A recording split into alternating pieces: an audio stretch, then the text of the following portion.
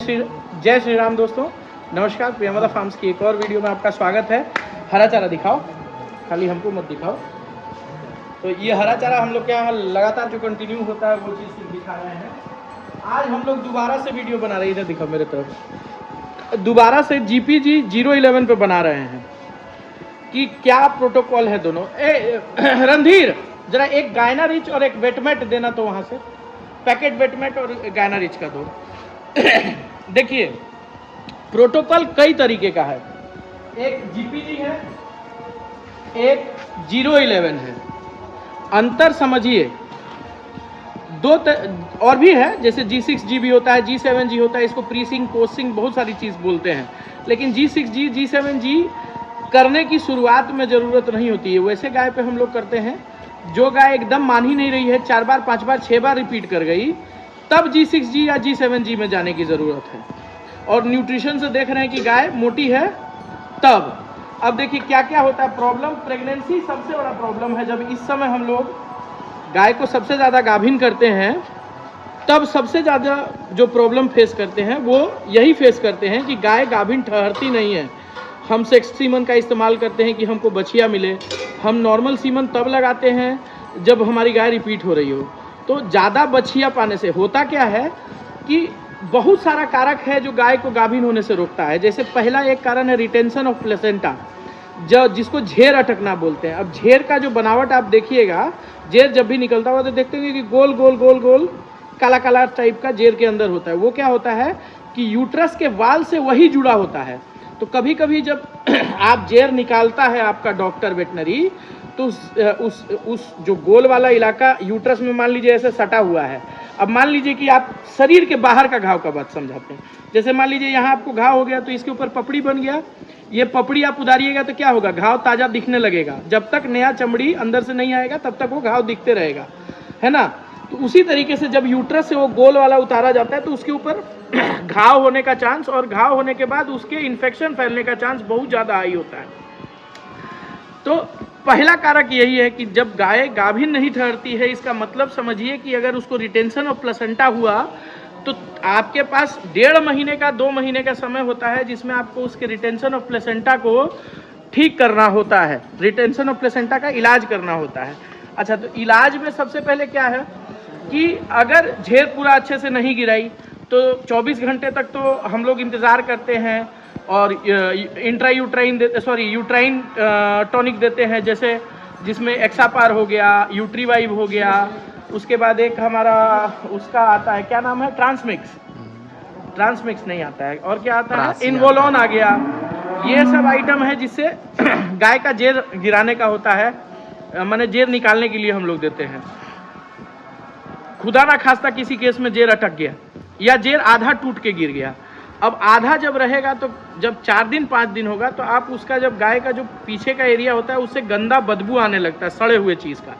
पहले तो जब उसमें से, और आगे आ जाओ ना, इधर आ जाओ। पहले जब पूरे तरीके से प्लेसेंटा नहीं निकलता है तो समझिए मरा हुआ आपका प्लेसेंटा जो है, जब उसमें से बच्चा आ गया तो मर गया। और मरा हुआ कोई शरीर के अंदर पार्ट है तो धीरे धीरे सड़ना शुरू करता है और सड़ते सड़ते यूट्रस को खराब करता है। तो उसका इलाज बहुत समय पे आपको करने की ज़रूरत है। जैसे ही रिटेंशन ऑफ प्लेसेंटा का केस आपको दिखा, 24 घंटे में नहीं निकला, तो पहले हाथ डलवा के निकालने से पहले उसको वेटमेट लगाइए। वेटमेट लगाने से क्या होगा कि उसका जो वॉल, इनर वॉल में वो सटा हुआ होता है गोल वाला हिस्सा, वो धीरे धीरे कॉर्पस लूटियम होता है, उसको कॉर्पस लूटियम कहते हैं, वो धीरे धीरे उसको यूट्रस के वॉल को छोड़ना शुरू कर देगा। ठीक है। उसके साथ कई बार गाय जेर गिराना छोड़ देती है, तो वैसे केस में तो हाथ डाल के जो है निकालते ही हैं हम लोग। निकालने के बाद आप समझिए कि उसके वाल पे घाव है, उस समय उसको हाई डोज एंटीबायोटिक देने की ज़रूरत होती है। हम लोग उसमें सेफ्टी फॉर टाजोबेक्टम 1 ग्राम इंजेक्शन का 3 दिन तक प्रयोग करते हैं। सेफ्टी फॉर टाजोबेक्टम, उसके साथ में एसीएम जो क्लोरफेनरमाइन होता है, वो आपका एक तरीके से एविल है, एंटी एलर्जी, तो वो 10 ml देते हैं। उसके साथ में 20 ml मैग्लूडाइन देते हैं पेन रिलीफ के लिए। और साथ में कॉन्सीप्लेक्स, एक मल्टीविटामिन के तौर पे आप कॉन्सीप्लेक्स दे सकते हैं, रूमेरिक दे सकते हैं, या फिर और भी कोई भी मल्टीविटामिन जो आपके इलाका मिलता हो। मेरा किसी ब्रांड के साथ कोई टाई अप है नहीं कि हमको एक ब्रांड प्रमोट करना है, तो हम इसलिए सबका मिक्स आपको बता रहे हैं। तो उसमें विटामिन B12, B6 होना चाहिए, बुटाफोस्फेन होना चाहिए, ये सब आइटम उसमें होना चाहिए। नेचुरल विटामिन A, D3 ये सब चीज़ की मात्रा अच्छी होनी चाहिए। वो मल्टीविटामिन आप लेके उसको देना है 3 दिन तक। उसके बाद आप देखेंगे कि खुद उससे पीछे से बदबू आना बंद हो जाता है। और इस दौरान में आपको जो है यूट्राइन जो टॉनिक है वो 10-12 दिन लगातार पिलाना होगा कि जो अंदर का पार्ट फंसा रह गया है वो धीरे धीरे करके बाहर निकलते रहे। हमारे यहाँ भी एक केस अभी रिसेंट रिटेंशन ऑफ प्लेसेंटा का हुआ है लास्ट इस मंथ में, उसको हम लोग ये इलाज चालू कर दिए। रिटेंशन ऑफ प्लेसेंटा का एक केस हमारे पास अक्टूबर में हुआ था। वो गाय है हमारी 26 नंबर, कहाँ गई? ये देखिए, ये सामने है। इसको रिटेंशन ऑफ प्लेसेंटा हुआ था अक्टूबर में 26 नंबर है ना। ये गाय अभी गाभिन है, माने ये 20 अक्टूबर को बच्चा दी है और 31 दिसंबर को इसको सीमेन पड़ा है दोबारा, और ये मान गई है। तो हमने उसको टाइम रहते इलाज कर दिया तो मान गई। तो जब मान गई हमारी, तो हमको भेटमेट गायनारिच लगाने की आवश्यकता नहीं पड़ी। वो एक नेचुरल हीट में आई, नेचुरल हीट में हम लोग इसको AI किए, मान गई। हाँ, ये अलग बात है कि इस बार हम लोग नॉर्मल सीमेन दिए थे चूंकि ROP का केस था, मान गई। ये सबसे बड़ा कारक है। इसके बाद दूसरा कारण पे आते हैं, मेल न्यूट्रिशन। मेल न्यूट्रिशन का मतलब कि गाय जो दूध दे रही है, दूध के साथ सिक्रीट करती है विटामिन, कैल्शियम, मिनरल्स, बाकी सारा चीज़। तो जब मान लीजिए सिक्रीशन है किसी चीज़ का, तो बॉडी में उतनी ही मात्रा में वो चीज़ मिलनी चाहिए, और उसको उस खाने से उसकी पूर्ति नहीं हो रही है, तो मेल न्यूट्रिशन में जाएगी। मेल न्यूट्रिशन में जाएगी तो गाय कमज़ोर होगी, गाय का BMI घटेगा। गाय में हम लोग बॉडी, इंसान में BMI कहते हैं, उसमें कुछ और स्कोर होता है जिसको 3 से 4 के बीच में लोग कहते हैं कि रहना चाहिए ना। गाय इतनी मोटी होनी चाहिए कि उसके चमड़े के नीचे आपको ये क्या बोलते हैं, उसको क्या बोलते हैं हम लोग जी, फैट दिखे, और ना इतनी पतली होनी चाहिए कि उसकी हड्डी गिनी जाए। तो बीच बीच का जो है हिसाब किताब उसमें होना चाहिए। अब आ जाइए इधर, ये तो रिटेंशन ऑफ प्लेसेंटा हम लोग बता दिए। दूसरा चीज हमने बता दिया मेल न्यूट्रिशन, कि जैसे गाय अगर मेल न्यूट्रिशन है तो वो भी जो है प्रेग्नेंट होने में दिक्कत होगा उसको। तीसरा रीजन ये है कि गाय का हीट डिटेक्शन सही समय पे आप नहीं कर पा रहे हैं। जैसे बहुत केसेस ऐसा होता है, ज़्यादातर केसेस यही होता है, 50% से ज़्यादा केस ये होता है कि हीट डिटेक्शन टाइम हम लोग नहीं समझ पाते हैं। तो पहला चीज़ ये है कि गाय का अगर हीट डिटेक्शन आपको नहीं है, तो जब भी पहला साइन दिखे उसके 12 से 16 घंटे के अंदर पहला यही आप जरूर कीजिए। क्योंकि जो हीट आप डिटेक्ट करते हैं वो मान के चलिए कि 6 से 8 घंटे बाद आप हीट डिटेक्ट करते हैं, गाय के हीट में आने के बाद डिटेक्ट करते हैं। ये आपको मान के चलना होगा किसी भी स्थिति में। अब बात आती है प्रोटोकॉल। तो देखिए, जो हीट डिटेक्शन वाला इशू है, उस इशू को सॉल्व करने के लिए GPG है। जो गाय लगातार हर 21 दिन पे हीट में आ रही है, इसका मतलब समझिए कि उसके बॉडी के अंदर कॉर्पस लूटियम नहीं बन रहा है, और कॉर्पस लूटियम को बनाने का काम शरीर में जो करता है वो बुसेरलिन का इंजेक्शन होता है, जिसको GnRH एनालॉग कहते हैं। वो गायनारिच है, रिसेप्टाल है, इस तरीके के और भी बहुत सारी कंपनी है, प्रेगोवा करके बिरबैक बनाती है, प्रेगमा करके। तो बुसेरलिन, हमको ये मतलब नहीं कि आप गायनारिच लगाइए, आप बुसेरलिन का इंजेक्शन लगाइए जो कि 4 mcg पर ml हो, मतलब 4 माइक्रोग्राम पर ml उसमें बुसेरलिन होना चाहिए। एक ये तो हम दिखा रहे हैं आपके सिर्फ इसके लिए कि आपको समझ में आए कि गायनारिच किसको कहते हैं। ये देखिए यहाँ बुसेरलिन लिखा हुआ है, बुसेरलिन का इंजेक्शन है 4 mcg पर ml। ये 2.5 ml लगाना है। जो छोटी गाय अभी बिहार में जो गाय हैं, अगर बात यही पंजाब की करेंगे तो सीधे 5 ml का लगेगा, क्योंकि वहाँ 800-900 किलो पे गाय पहुँच चुकी है। तो इसका उसमें ज़्यादा प्रयोग होगा जब गाय का हीट आप समय पे डिटेक्ट नहीं कर रहे हैं और गाय 21 दिन पे हीट में आ रही है। इसका मतलब उसमें कॉर्पस लूटियम नहीं बन रहा है। अब बात समझिए, ये अब आपके यहाँ जो वेटनरी अंदर आपके यूट्रस में हाथ डालता है, उसके हॉर्न पे जब कॉर्पस लूटियम है या नहीं है, ये पता करने का तरीका ये है कि मशरूम आप जो वाइट वाला मशरूम खाते हैं, उसके आकार का उसके हॉर्न पे आधा इंच या पौना इंच का थोड़ा सा टाइट मसल हॉर्न पे बना होगा। वो नली में नहीं, हॉर्न में। दोनों हॉर्न में से किसी एक हॉर्न में हो सकता है या दोनों हॉर्न में हो सकता है कॉर्पस लूटियम। तो अगर कॉर्पस लूटियम बन रहा है वैसी स्थिति में हम प्रयोग करेंगे PGFA2 प्रोटोकॉल का 011 का। उसमें हम लोग जो है क्लोप्रोस्टेनॉल इंजेक्शन का यूज़ करेंगे 2 ml का 2 बार। उसका फॉर्मूला ये है कि अगर 1 तारीख को आप वेटमेट, एक कंपनी का नाम हम बता रहे हैं, एक दवा का नाम जो कि वेट केयर का प्रोडक्ट है, आप इसके अलावा कोई भी यूज़ कर सकते हैं। इसमें आपको एस्ट्रूमेट करके भी आता है और भी मेट करके नाम से आता है। उसमें जो साल्ट है वो क्लोप्रोस्टेनॉल इंजेक्शन होना चाहिए। क्लोप्रोस्टेनॉल इंजेक्शन आपको लगाना है 2 ml डे 0 पे। उसके बाद 11th डे पे फिर यही इंजेक्शन रिपीट होगा। 12th डे छोड़ेंगे। 13 डे पे हम हीट डिटेक्ट करेंगे कि जिन गायों को हमने ये इंजेक्शन लगाया है वो हीट में आई हैं या नहीं आई हैं।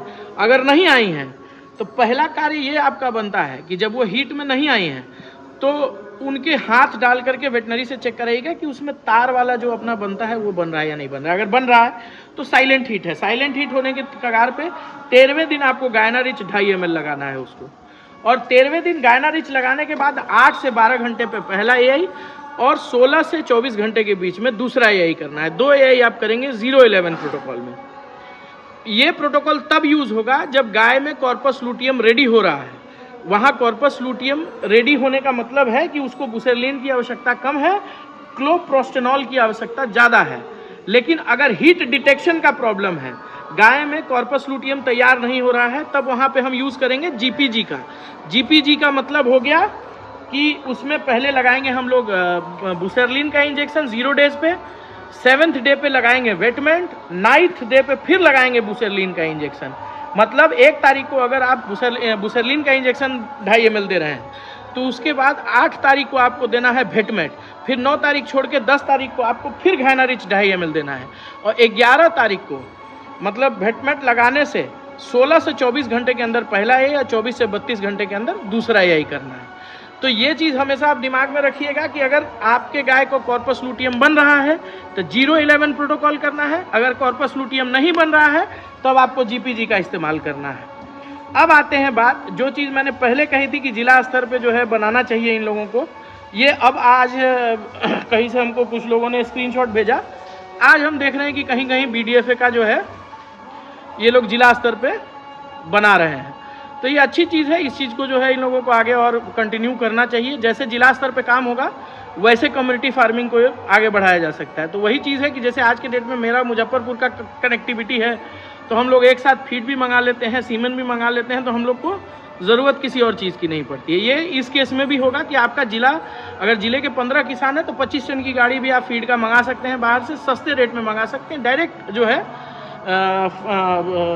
फैक्ट्री से मंगा सकते हैं। तो ये एक अच्छा पहल है, इसको होना चाहिए था, सबसे पहले इसी को होना चाहिए था, लेकिन ये बहुत लेट स्टार्ट हुआ।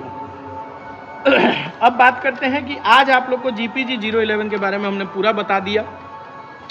कोई ज़रूरी नहीं है कि हम वेटमेट दिखा रहे हैं तो वेटमेट लगाइए, इसके जगह आप एस्ट्रूमेट भी लगा सकते हैं, अदर किसी भी कंपनी का लगा सकते हैं। सिर्फ साल्ट आपको याद रखना है, क्लोप्रोस्टेनॉल। यहाँ थोड़ा ध्यान से दिखाओ, साल्ट याद कर लीजिए, क्लोप्रोस्टेनॉल, वेटमेट, इसको हटा दीजिए। सिर्फ इस बात को ध्यान में रखिए कि क्लोप्रोस्टेनॉल होना चाहिए उसमें। और दूसरा जो है वो बुसेरलिन का इंजेक्शन होना चाहिए। ये आपको याद होना चाहिए। समझ लीजिए कि जब सीजन स्टार्ट हो रहा है तो आपके पास जितनी गाय है पर गाय के हिसाब से ही मंगा के रख लीजिए।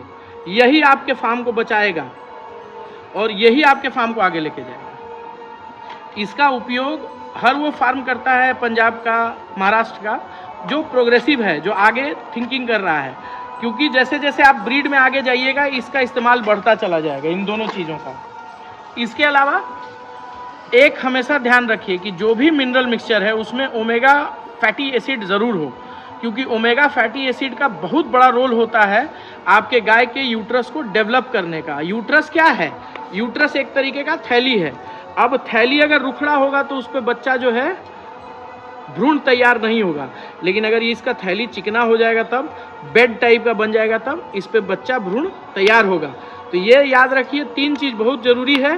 पहला तो ये जो गायना रिच है, बुसेरलिन है, और तीसरा ये आपका ओमेगा फैटी 3 एसिड। इन 3 चीज़ का आपको बहुत ज़्यादा यूज़ करना होगा जब भी गाय गाभिन करने की बात आएगी। बाकी जो अभी सुधा के साथ प्रॉब्लम चल रहा है, तो क्यों सुधा पे निर्भर रहना है? कम्युनिटी वाला सिस्टम अगर आप कर ले रहे हैं, 10, 12, 15, 20 किसान मिलकर के सिवान का, 15, 20 किसान मिलकर गोपालगंज का बना ले रहे हैं, एक दूसरे से बेईमानी चोरी करने का इरादा दिल में नहीं है, सब लोग फ्रेश बढ़िया दूध दे रहे हैं, तो आप अपने दूध को प्रमोट कीजिए ना मार्केट में मार्केटिंग करके, क्या दिक्कत है? अरे 20 लाख का एक आदमी फैक्ट्री लगाने चलेगा तो उसको 20 लाख रुपए लगेगा, लेकिन एक कम्युनिटी अगर 20 लाख रुपए की फैक्ट्री बनाना चाहती है दूध के प्रोडक्ट की, तो उसको सबको 1-1 लाख रुपए का खर्च पड़ेगा। तो बात समझिए, सिर्फ दूध उत्पादन करने के लिए और गाय के पालन सीखने के लिए ही ग्रुप जब बनाना जरूरी नहीं है। जिलावार तरीके से जब होगा तो आप वहाँ जो है बीएमसी भी खरीद सकते हैं उस कम्युनिटी से, उस कम्युनिटी में पैसा इकट्ठा करके आप खोया बनाने वाली मशीन भी खरीद सकते हैं, घी बनाने वाली मशीन भी खरीद सकते हैं, अपने प्रोडक्ट्स को जो है उसमें अलग अलग स्तर पर बना करके बेच सकते हैं। फिर क्यों सुधा से हाथ फैलाना है? क्यों किसी कंपनी पे निर्भर रहना है 36 रुपये 37 रुपये का दूध बेचने के लिए? जब हम सब कुछ कर सकते हैं तो ये क्यों नहीं कर सकते? ये भी किया जा सकता है। समस्या दो ही चीज़ से है, पहले किसी एक प्रोडक्ट को प्रचारित मत करने की ज़रूरत है कि सिर्फ यही अच्छा है, और दूसरा कि इस तरीके से छोटा छोटा ग्रुप बनाइए ना। कितना बढ़िया है कि अगर गोपालगंज जिला में 25 प्रोग्रेसिव किसान हैं, सबको 2-2 टन फीड की ज़रूरत है, 25 टन की गाड़ी मंगा लिए, 15 दिन बाद फिर 25 टन की गाड़ी मंगा लिए, तो आपको फ्रेश मिलेगा, उसमें सारा सामान डला हुआ मिलेगा, आपको उसके अलावा मिनरल मिक्सचर्स वगैरह डालने की ज़रूरत नहीं पड़ेगी, है कि नहीं? ये कितना बढ़िया चीज़ है। और किसी भी जिला में 10-20 प्रोग्रेसिव फार्मर को खोजना कोई बड़ी चीज़ नहीं है। गोपालगंज का बड़ा जो मार्केट है, जो मेरे ज़िला से, मेरे घर से 35-40 किलोमीटर है, वो मार्केट इतना बड़ा भी नहीं है, इतना छोटा भी नहीं है कि मतलब 1000 और 2000 लीटर दूध वहाँ ना बेचा जा सके। जब इतने छोटे से गांव में हम लोग 500 लीटर दूध का उत्पादन करके 450-400 लीटर खपा ले रहे हैं, तो 1000 लीटर गोपालगंज में खपाना कौन सी बड़ी चीज़ है? बहुत छोटा चीज़ है। तो रादर देन सुधा को सिर्फ कोसने से नहीं होगा, अगर आप मेहनत करेंगे तो आप यहाँ पे भी जो है खुद से प्रयास करके चीज़ें कर सकती हैं। कोई छोटा कोई बड़ा नहीं है, यहाँ किसी से कंपटीशन नहीं है, सिर्फ कंपटीशन ये है कि हम सभी एक काम कर रहे हैं, उस काम में सबको लाभोपार्जन होना चाहिए। हमारा किसी से कोई कंपटीशन किसी चीज़ के लिए नहीं होना चाहिए। हम लोग कॉम्पिटिटिव क्या है कि हम अच्छी गाय तैयार करें, मेरी गाय अच्छी हो, इस चीज़ के लिए कंपटीशन अच्छी चीज़ है। लेकिन ऐसा थोड़े है कि आपका दूध अच्छा मेरा दूध खराब है, सारे दूध अच्छे हैं, सब दूध को हमको मार्केट करना है, और दूध मार्केटिंग कर रहे हैं तो सब लोग मिलके करिए, क्या खराब है? एक जो कम्युनिटी होती है उस कम्युनिटी के दम को दिखाने में क्या दिक्कत है? हम लोग कर सकते हैं इन सब चीज़ों को, और हम तो कर रहे हैं, हम तो बजाय बनस्पत कर रहे हैं। संजीव भाई का सहयोग हमको बहुत मिलता है, मोतिहारी में राजीव भाई हैं, उनका सहयोग बहुत मिलता है। हम लोग एक दूसरे को सहयोग करते हैं, वो चाहे फीड के स्तर पे हो, चाहे सीमेंट के स्तर पे हो, चाहे दूध को सेल करने के स्तर पे। कम्युनिटी फार्मिंग का यही मतलब है, और कोई बात नहीं है। बाकी एक बात कह रहे हैं कि जो आप 1 गाय पालिए या 10 गाय पालिए, बिजनेस में समाजवाद मत घुसाइए। समाजवाद का नारा ऊंचा करने के लिए बिजनेस नहीं होता है, ये कैपिटल इंटेंसिव चीज़ है। जो जितना कैपिटल लगाएगा वो उतना कमाएगा। अब बहुत लोग का कहना है कि एम्ब्रियो करके आगे बढ़ रहे हैं, तो एम्ब्रियो करके क्यों कोई आगे नहीं बढ़ेगा? हम 12 साल इंतजार करें कि मेरे यहाँ 50 लीटर की गाय होगी, कहे हम 12 साल इंतजार करेंगे? हम 12 साल का काम 20,000 लगा करके 3 साल में पूरा करेंगे। जितना ज़्यादा मेरे पास बच्चा आएगा उतना अच्छा है मेरे लिए। कल को हम जब एम्ब्रियो बनाने चलेंगे तो हम 12 साल इंतजार करेंगे फैक्ट्री लगाने का? अरे हमको फैक्ट्री लगाना है, 4 साल में हम तैयार करेंगे 200 गाय, उसके बाद ही तो फैक्ट्री फिट कर सकते हैं ना कि अब एम्ब्रियो बेचेंगे। अब मेरा टाइम आ गया जब हम अपनी गायों से ओसाइट्स निकाल सकें। एक गाय अभी तक आप बता तो रहे हैं कि बिजनेस का लोग कहता है कि सीखे। आप आज तक बताइए, आपको ओसाइट्स के बारे में कोई बताया था कि एक गाय 1 महीने में 2 बार एक बार हीट में आती है और 2 बार ओसाइट्स देती है, और एक बार में 8 से 12 ओसाइट्स देती है, मतलब 8 से 12 अंडे देती है? आप नहीं जानते होंगे, आपको कहीं दूसरी जगह ये बात नहीं पता चलेगी। लेकिन अगर आपके पास 50 लीटर की गाय है और वो गाय 20 ओसाइट्स दे रही है महीने की, और आप किसी एम्ब्रियो वाले को दे रहे हैं, एक ओसाइट्स का आपको 700, 800, 1000 रुपये मिल सकता है। अगर 20 ओसाइट्स आपकी दे दी आपने, तो आपको महीने का 15-20 हज़ार तो बिना दूध बिना गोबर कुछ बेचे हुए नहीं मिल जाएगा। जो गाय गाभिन नहीं हो रही है, उसका कैरेक्टर बहुत बढ़िया है, 50 लीटर की गाय है तो उसका ओसाइड्स बेच के आदमी पैसा कमा सकता है। तो यह आपको समझने का चीज है कि बिजनेस और कहां कहां से निकल सकता है। ये आप कहीं के भी YouTube चैनल पे जितना बड़ा से बड़ा फार्मिंग लीडर हो जाए या किसी चैनल पे आप चले जाए जो ओसाइट्स के बारे में आपको बता दे, नहीं बताएगा, क्योंकि उसको खुद पता नहीं है कि ओसाइट्स होता क्या है। अंडा गाय कितनी बार सिक्रीट करती है ये उसको खुद नहीं पता। पहला ओसाइट जब 21 दिन हीट पे आती है उसके एक दिन बाद आता है 22वें दिन, और दूसरा ओसाइट उस 22वें दिन के बाद 11वें दिन आता है। जो हीट साइकिल चलता है ना गाय का, ऐसे चलता है, ऐसे आया 11 दिन में फिर ऊपर गया, फिर नीचे आया, फिर 11 दिन बाद ऊपर हुआ। जब दोबारा ऊपर होता है तो हीट में आती है। एक जो उसके बीच का ओसाइट्स का वो ऊपर जाता है, तो आप कई बार देखे होंगे कि डॉक्टर आपको बोलता है कि अगर आप एआई किए हैं तो 5 दिन बाद जो है ड्यूराप्रोजेन लगा दें। ड्यूराप्रोजेन का काम क्या है? ओसाइट्स के मात्रा को कम करना एक प्रोडक्शन के, ताकि जो उसमें एक फर्टाइल हो चुका है वो बाहर नहीं है। कई बार आप गाय देखते होंगे कि हीट में आने के 10वें 11वें दिन फिर से दोबारा से जो है गिरा रही है। उसका रीजन यही होता है कि ओसाइट्स एक्स्ट्रा बना हुआ था, वो निकल रहा है उसका। अब ये सारी चीज के लिए पढ़ना पड़ता है। आप किताबें पढ़ते हैं, आप ये YouTube चैनल से नहीं ले सकते हैं ज्ञान, इसके लिए पढ़ना पड़ेगा। और जितनी चीजें हम लोग बता देते हैं, गौशाला को आप लोग सिर्फ ये मत समझिए कि दूध गार लिए और दूध बेच दिए तो ये मेरा गौशाला हिट हो जाएगा। दूध को बाई प्रोडक्ट हम लोग समझ रहे हैं। हमारा ध्यान ओसाइट्स पे है कि एक गाय से साल का हम लोग इतना ओसाइट्स लेंगे। और एक बात जान लीजिए, जो गाय गाभिन भी हो जाती है वो भी हर 11 दिन पे 4 से 5 ओसाइट्स देती रहती है। जो डॉक्टर्स की टीम है गोदरेज मैक्सी मिल्क की, वो गाभिन गाय से भी ओसाइट्स निकालते हैं, बट उसके लिए बहुत एक्सपर्टीज चाहिए। आपको पता होना चाहिए कि हॉर्न के किस हॉर्न में वो बच्चा तैयार हुआ है। दूसरा जो छोटा हॉर्न है उससे ओसाइट्स निकालते रहिए। एक हॉर्न जो है वो 5 से 6 ओसाइट्स बनाता है, दोनों हॉर्न मिला के 12 ओसाइट्स बनाते हैं, 8 से 12। तो ये चीजें आपको देखने वाली चीजें हैं।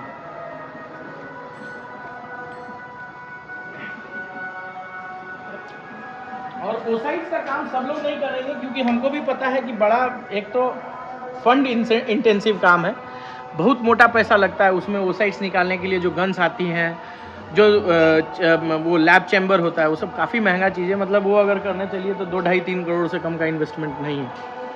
लेकिन एक प्रक्रिया हम बताएं। मान लीजिए गोपालगंज में हमको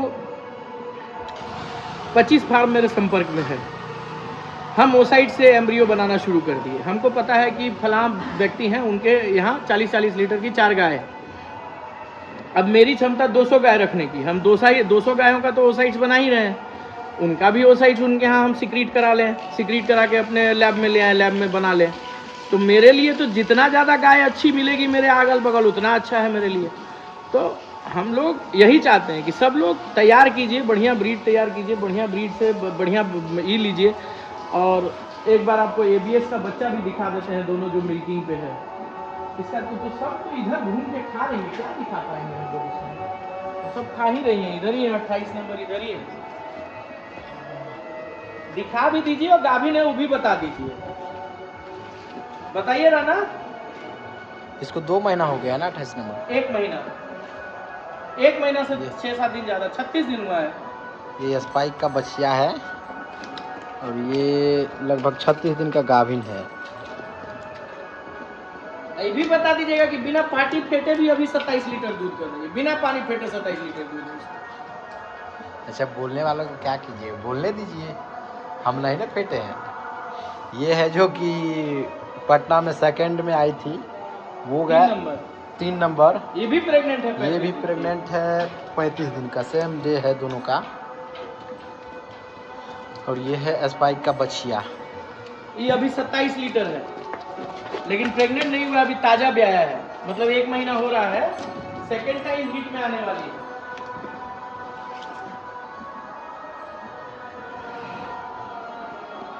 मेरे हिसाब से इधर आ जा रहा है ना। और हॉटस्टार की बच्चा है, उसका उसी का रिटेंशन में प्लेसेंटा हुआ है। मेरे हिसाब से जो लोग भी ABS का अगर स्ट्रॉ ले रहे हैं तो स्पाइक को फर्स्ट जनरेशन में निकालिए, क्योंकि उसका ये 2 रीज़न हम बताते हैं ABS स्पाइक का। पहला तो उसका शायर कार्विंग इज बहुत कम है, 1.6 1.7 के करीब है। सेकंड, मेस्टाइटिस मेरे यहाँ 3.5 महीना 4 महीना हो गया उसको ब्याए हुए, मेस्टाइटिस नहीं हुआ है। थर्ड, उसका मेस्टाइटिस का जो वो स्कोर है वो 2.74 के करीब है, तो 3 से नीचे को बहुत अच्छा माना जाता है, तो ये बहुत कम है। उस हिसाब से बच्चा निकलने में दिक्कत नहीं होता है, और बच्चा ये जो गाय है वो मीडियम आकार की होती है। थन बहुत सही, मतलब पहले ही इसमें दोनों ही गाय जो है थन में बहुत ज़बरदस्त सुधार की है। आप एजाज के भी वीडियो में उसको देखिएगा।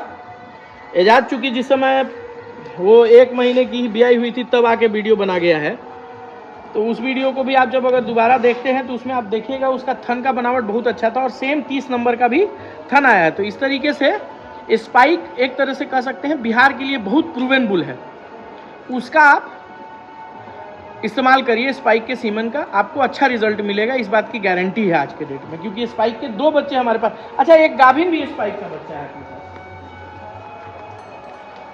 ये तो बैठी हुई है। उठ उठ, खड़ा खड़ा खड़ा, चल सीधा। ये स्पाइक का ये तीसरा बच्चा है अपना, और ये भी देखिए थन बहुत सुंदर बना रहा है।